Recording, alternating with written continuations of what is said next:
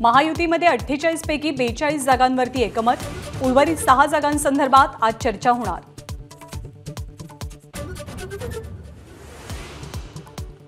लोकसभा निवडणुकांची तारीख आज जाहीर होण्याची शक्यता। गेल्या वेळेप्रमाणे याही वर्षी 7 टप्प्यात मतदानाचा अंदाज।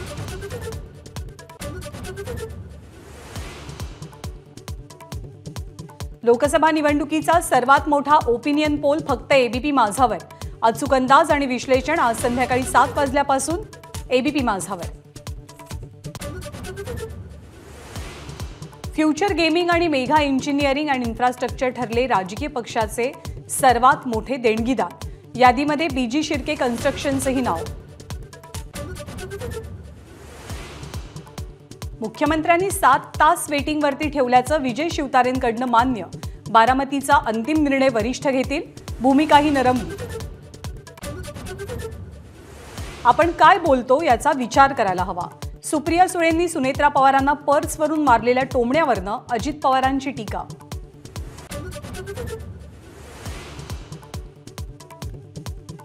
विधानसभेनंतर आता राष्ट्रवादीच्या विधान परिषद आमदार अपात्रता सुनावणीला सुरुवात होणार। विधिमंडळात दुपारी प्राथमिक सुनावणी। अमोल मिटकरींची एकनाथ खडसे, लाड आणि शिंदेंविरोधात याचिका।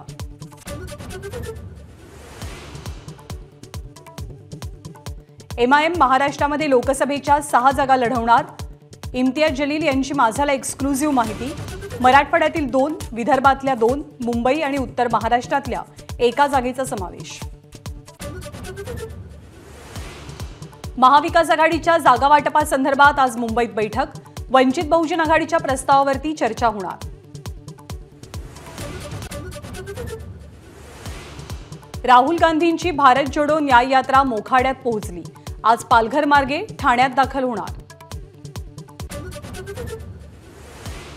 नागपूरमध्ये संघाची अखिल भारतीय प्रतिनिधी सभा। संघ परिवारातील 36 संघटनांच्या प्रमुख प्रतिनिधींची उपस्थिती। भाजपकडनं जेपी नड्डा हजर राहणार। माजी नौदल प्रमुख ॲडमिरल एल रामदास यांचं निधन। सिकंदराबाद इथे राहत्या घरी घेतला अखेरचा श्वास। पंढरपूरमधील विठ्ठल मंदिरात चरणस्पर्श दर्शन आजपासून 1.5 महिन्यांसाठी बंद। दुरुस्तीच्या कामामुळे केवळ मुखदर्शन।